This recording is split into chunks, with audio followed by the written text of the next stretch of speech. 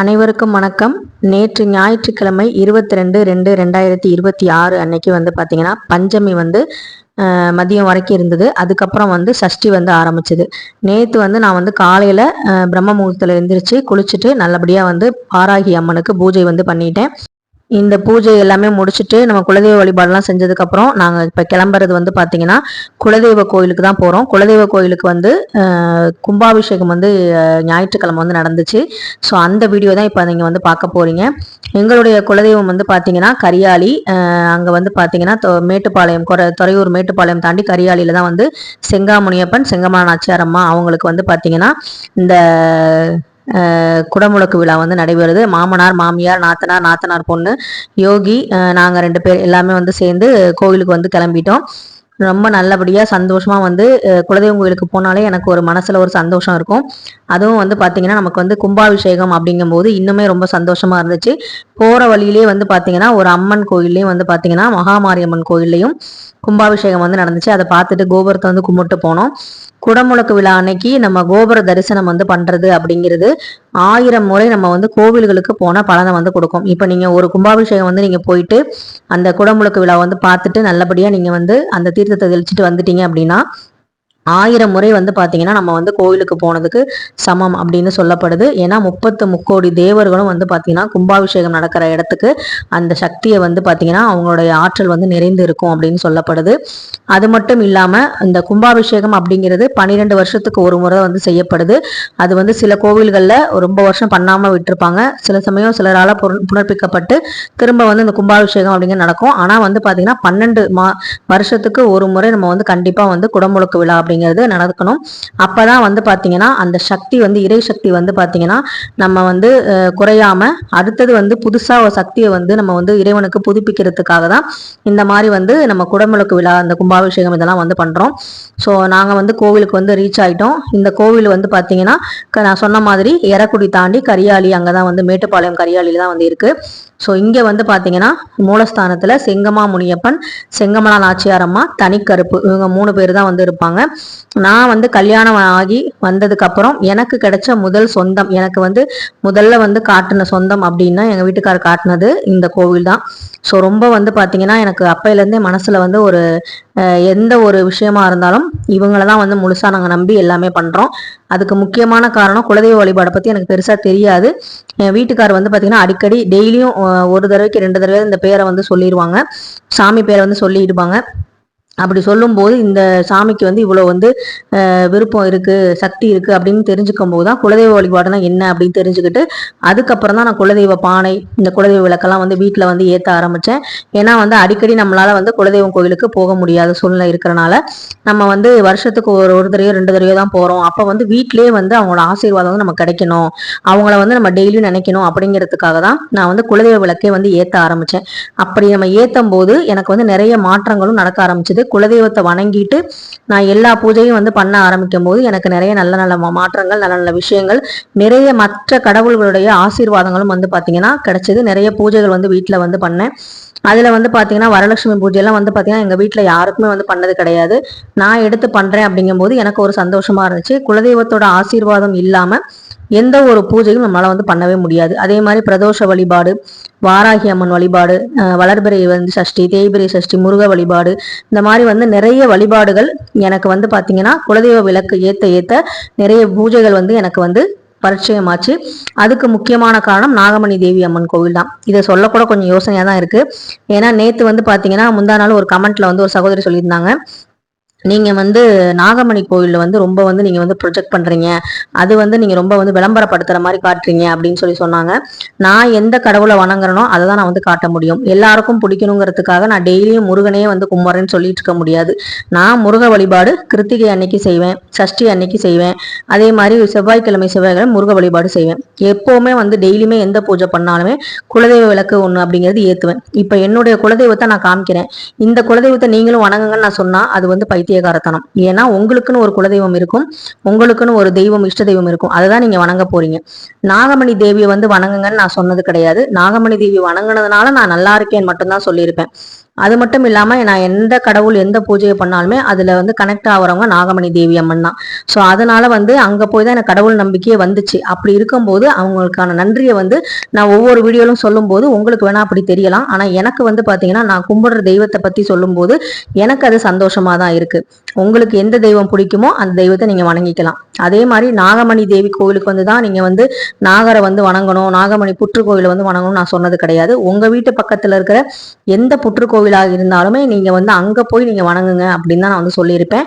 So அதனால வந்து என்னுடைய வீடியோ வந்து பூஜை வீடியோ நிறையா வருது அப்படின்னா நம்ம வந்து பார்த்தீங்கன்னா சப்ஸ்கிரைபர் என்ன கேட்குறாங்களோ அந்த வீடியோஸ் தான் நம்ம வந்து கொடுக்க முடியும். நம்ம வந்து பார்த்தீங்கன்னா எனக்கு பிடிச்ச மாதிரி நான் லைஃப் ஸ்டைலை வந்து காமிக்கிறேன், இல்லை வந்து குக்கிங் காமிக்கிறேன் அப்படின்னா குக்கிங் சேனல் நிறையவே இருக்குது. அவங்க வந்து நல்லா என்னை விட சமைக்கிறவங்க நிறைய பேர் வந்து யூடியூப் சேனல் வச்சு ரன் பண்ணிட்டு இருக்காங்க. அவங்க வந்து அதை வந்து கொடுக்குறாங்க. ஸோ நம்ம வந்து பார்த்தீங்கன்னா நமக்கு என்ன தெரியுமோ அதை வந்து நல்லா செய்யணும். அதில் வந்து சில சந்தேகங்கள் வந்து சப்ஸ்கிரைபர் கேட்குறாங்க அப்படிங்கும்போது அதுக்கான வீடியோ தான் நான் கொடுக்க முடியும். இப்போ தொடர்ந்து வந்து பார்த்தீங்கன்னா ரொட்டீன் விலாகே என்னால் போட முடியல. நான் நிறைய பூஜை வீடியோஸ் தான் போடுற மாதிரி வருது. ஏன்னா பார்த்தீங்கன்னா நிறைய விசேஷங்கள் வருது. தை மாதத்துலேருந்து நிறைய விசேஷங்கள் வந்துச்சு.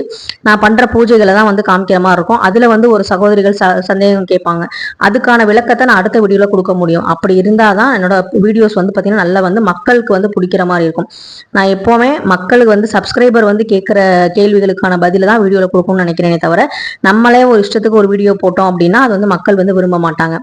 ஸோ அதனால தான் வந்து பார்த்தீங்கன்னா நான் வந்து பூஜை வீடியோஸ் வந்து அதிகமாக நான் வந்து கொடுத்துக்கிட்டு இருக்கேன். ஸோ உங்களுக்கும் பிடிச்சது அப்படின்னா கண்டிப்பாக லைக் பண்ணிட்டு கமெண்ட் பண்ணுங்க, சப்ஸ்கிரைப் பண்ணிட்டு பாருங்க.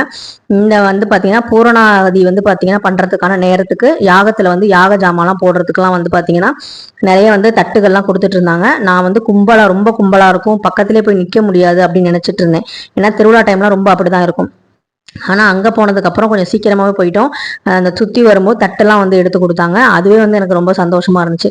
நம்ம வந்து தட்டெல்லாம் வந்து எடுத்து வாங்கி அந்த யாகத்தில் வந்து சேர்க்கறதுக்கான நம்ம கையால் வாங்குறதுங்கிறது ஒரு சந்தோஷமாக இருந்துச்சு. யாகம்லாம் நடந்துட்டு இருந்துச்சு. நல்லபடியாக வந்து பூரணாகாதிக்கு எல்லாம் வந்து பண்ணிட்டு இருந்தாங்க. ரொம்ப வந்து பார்த்திங்கன்னா அந்த மந்திரங்கள், அந்த புகை மூட்டங்கள், அந்த யாகத்தில் இருக்கிற வரக்கூடிய அந்த வாசனைகள், நறுமணம், அந்த கலச நீர் எல்லாமே சேர்ந்து அந்த இடத்துல ஒரு பாசிட்டிவான ஒரு வைப்ரேஷன் வந்து இருக்கும். அந்த சக்தி வந்து கடவுளுக்கு எப்படி வந்து கர்ப்பகிரகத்தில் இருக்க கடவுளுக்கு அந்த கதிர்கள் வந்து வீசுதோ அதே மாதிரி அதனுடைய கதிர்களுடைய அலைவீச்சு நமக்கும் வந்து பார்த்தீங்கன்னா கிடைக்கும். அதனாலதான் நம்ம எல்லாருமே வந்து கோவிலுக்கு வந்து போறோம். வீட்லயும் பூஜை ரூம் இருக்கு. அப்புறம் ஏன் நம்ம கோவிலுக்கு போகணும் அப்படின்னா வீட்டில் நம்ம கிட்ட நிறைய நெகட்டிவிட்டியும் இருக்கும். ஆனா கோவிலுக்குள்ள வந்து பார்த்தீங்கன்னா ஒண்ணுதான் இருக்கும். அது வந்து பாசிட்டிவிட்டி மட்டும்தான் இருக்கும், நேர்மறை மட்டும்தான் இருக்கும். அந்த நேர்மறை சக்தியை நம்ம வந்து உடம்புலையும் நம்ம மனசுலையும் வந்து உள்வாங்கிட்டு வரணும் அப்படிங்கிறதுக்காக தான் நம்ம வந்து அதை வந்து கோவிலுக்குங்கிறது போறோம். இல்லைன்னா எல்லார் வீட்லையுமே வந்து பூஜை ரூம் இருக்கு. எல்லாருமே வந்து அங்கேயே வச்சு நம்ம வந்து சூடம் சாம்பிரான் எல்லாம் காமிச்சிட்டு நம்மளே வந்து வீட்லயே கும்பிட்டுக்கலாம். ஆனா வந்து பாத்தீங்கன்னா எல்லா கோவிலுக்கும் வந்து அப்படி பண்ண முடியாது. குலதெய்வ கோயிலுக்கு அப்படிங்கிறது நம்ம செஞ்சுதான் ஆகணும், போய் தான் ஆகணும். ஏன்னா குலதெய்வம் வந்து நம்மளை பார்த்துக்கிட்டே இருக்கும், நம்மளை காத்துக்கிட்டே இருக்கும், வாசல்ல நின்றுகிட்டே இருக்கும். எப்போ வந்து வருவாங்க, நம்மளை பார்க்க எப்போ வருவாங்க, ஒரு பொங்க சோறு எப்போ வைப்பாங்க, பங்காளிங்க எல்லாம் சேர்ந்து எப்போ வந்து நம்மளை பார்ப்பாங்க, நம்ம பிள்ளைங்க எல்லாம் சந்தோஷமா இருக்கா அப்படின்னு சொல்லி நினைக்கிற ஒரு தெய்வம் அப்படின்னா அது வந்து குலதெய்வம் தான். எல்லாரும் நல்லா இருக்கணும், நம்ம குலத்தை காக்கிற தெய்வம் நினைக்கிறது வந்து பாத்தீங்கன்னா நம்ம பிள்ளைங்க எல்லாம் நல்லா இருக்கணும், நல்லபடியா இருக்கும். அதனாலதான் நான் கோவிலுக்கு வந்து அதுவும் குலதெய்வம் கோவிலுக்கு போகும்போது என்கிட்ட வந்து நகை இருக்கு, என்ன நகை இருக்கோ அதை நல்லா போட்டு போவேன், புடவை வந்து நல்லா கட்டிட்டு போவேன். ஏன் அப்படின்னா அங்க இருக்கவங்க வந்து பார்த்து சந்தோஷப்படுவாங்க, அந்த தெய்வம் வந்து சந்தோஷப்படும், நம்ம பிள்ளைங்க வந்து நல்லா இருக்கு, சந்தோஷமா இருக்கு. அதனாலதான் எந்த ஒரு பொருள் வாங்கினாலும் குலதெய்வம் கோவிலுக்கு போயிட்டு அதை வந்து நம்ம வந்து வச்சுட்டு கார் வாங்கினாலும் சரி, இல்லை பைக் வாங்கினாலும் சரி, எது வாங்கினாலுமே குலதெய்வம் கோயில போய் நம்ம ஆசீர்வாதம் வாங்கிட்டு அதை செய்யும் போது அவங்களும் சந்தோஷப்படுவாங்க. இன்னமும் நம்ம பிள்ளைங்க நல்லா இருக்கணும்னு சொல்லி அவங்க மற்ற தெய்வங்கள்ட்ட நமக்காக வந்து ஒரு பரிந்துரையும் வைப்பாங்க. அதனாலதான் வந்து மற்ற பூஜைகள் நம்மளால பண்ண முடியுது. ஸோ அதனால குலதெய்வ வழிபாடு அப்படிங்கிறது வந்து பாத்தீங்கன்னா ஒரு ரொம்ப சிறந்த வழிபாடு. அந்த கோபுர தரிசனம் அப்படிங்கிறது கோடி புண்ணியம் அப்படிங்கிற மாதிரி நேத்து வந்து பாத்தீங்கன்னா சஷ்டி அன்னைக்கு கரெக்டா வந்து பஞ்சமி சஷ்டி சேர்ந்த நாள்ல தான் கோவில்ல வந்து நான் இருந்தேன். அது மட்டும் இல்லாம மைத்ரேயி முகூர்த்தம் வந்து பாத்தீங்கன்னா நேத்து வந்து இருந்தது இல்லையா, நான் வந்து அப்ப கோவில்ல இருந்தேன். அதனால காலையில என்ன பண்ணிட்டேன், அந்த கவரையும் பணத்தையும் பிரிஞ்சி இலையெல்லாம் எடுத்துட்டு போயிட்டேன். அங்க கும்பாபிஷேகம் முடிஞ்ச உடனே நான் வந்து அங்கேயே உட்காந்து அந்த மைத்ரேயி முகூர்த்தத்துக்கு நான் வந்து பாத்தீங்கன்னா எழுதி எங்களோட வீட்டு லோன் வந்து அடையணும்னு சொல்லி, அந்த கடன் வந்து அடையணும்னு சொல்லி எழுதி கரெக்டா வந்து பாத்தீங்கன்னா குலதெய்வத்தை வேண்டிக்கிட்டு நல்லபடியா வந்து அந்த மைத்ரேயி முகூர்த்தத்தை நான் வந்து பயன்படுத்திக்கிட்டேன். எத்தனை பேர் வந்து அந்த மைத்ரேயி முகூர்த்தத்துல பணம் வந்து எடுத்து வச்சிங்க, கடன் வந்து கொடுத்தீங்க அப்படின்னு கமெண்ட்ல கண்டிப்பா சொல்லுங்க. இதனுடைய மகத்துவம் வந்து நேத்தே வந்து நான் உணர்ந்துட்டேன். ரொம்ப வந்து பார்த்தீங்கன்னா நம்ப மாட்டீங்க, இந்த எழுதி முடிச்சுட்டு காரில் நாங்கள் வந்து வந்துக்கிட்டு இருக்கோம், கோயிலேருந்து வந்துட்டு இருக்கும் போதே எங்கள் அக்கௌண்ட்டில் ஒரு அமௌண்ட் வந்து வந்துச்சு. அது வந்து பார்த்தீங்கன்னா எங்களோட லோனுக்குரிய 1 மாத லோனுக்குரிய அமௌண்ட் வந்து எங்களுக்கு வந்து கிரெடிட் ஆச்சு. ஸோ அது வந்து நாங்கள் எதிர்பார்க்கவே இல்லை, இந்த அமௌண்ட் திடீர்னு வரும்னு. திடீர்னு வரவும் எனக்கு ரொம்ப சந்தோஷமாக இருந்துச்சு. எனக்கு எங்கள் வீட்டுக்காருக்கும் அவ்வளோ சந்தோஷம். அப்போ தான் சொன்னேன், மைத்திரிய முகூர்த்தத்தில் குலதெய்வத்தில் தாத்தா முன்னாடி உட்காந்து நான் எழுதிட்டு வந்தேன். கரெக்டாக வந்து பார்த்தீங்கன்னா நமக்கு 1 மாதத்துக்கு லோன் அடைக்கிறதுக்கு ஒரு அமௌண்ட் வந்து நமக்கு கிரெடிட் ஆகிருக்கு, ரொம்ப சந்தோஷமாக இருக்குது அப்படின்னு சொல்லிட்டு நான் வந்து சந்தோஷப்பட்டேன். அது எதிர்பார்க்கவே இல்லை அந்த அமௌண்ட் வரும்னு. ஆனால் அந்த அமௌண்ட் வந்து வந்துச்சு. ஸோ அதுதான் வந்து பார்த்தீங்கன்னா குலதெய்வத்தோட அருளுங்கிறது. நமக்கு என்ன தேவையோ என்ன வந்து வேணுமோ அதை தேவையான நேரத்தில் கொடுப்பாங்க. நம்ம கேட்கும் போது கொடுக்க மாட்டாங்க, நமக்கு எப்போ தேவையோ அப்போ கண்டிப்பாக கொடுப்பாங்க. ஸோ நல்லபடியாக வந்து அந்த குடமுழக்கு விழாவுக்கு எல்லாம் எடுத்துகிட்டு போயிட்டு இருந்தாங்க. அந்த தீர்த்தம், இந்த கலசம் வந்து பார்த்தீங்கன்னா தண்ணி வந்து அவ்வளோ வந்து ஒரு சக்தி வாய்ந்த தண்ணீர். அது வந்து நல்லா வந்து பார்த்தீங்கன்னா நேற்று வந்து எங்கள் மேலே வந்து பட்டுச்சு, ரொம்ப வந்து சந்தோஷமாக இருந்துச்சு. இதுதான் வந்து எங்கள் குலதெய்வங்களோட கோபுரம். இங்கே வந்து பார்த்தீங்கன்னா கருடன் வந்து மேலே வந்து முன்னாடியே பறந்துட்டு போயிடுச்சு. அதுக்கப்புறம் வந்து பார்த்தீங்கன்னா தண்ணி ஊற்றுறதுக்கு நல்ல நேரம் பார்த்து கரெக்டாக வந்து எடுத்து வச்சாங்க.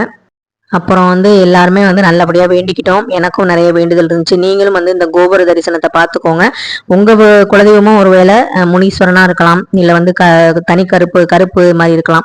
ஸோ வந்து யார் அப்படிங்கிறத உங்கள் குலதெய்வம் பேரை வந்து கமெண்ட் செக்ஷனில் கண்டிப்பாக சொல்லுங்கள். நல்லபடியாக வந்து வேண்டிட்டு, இங்கே வந்து பார்த்தீங்கன்னா பெண் தெய்வம் தான் வந்து நடுவில் இருப்பாங்க.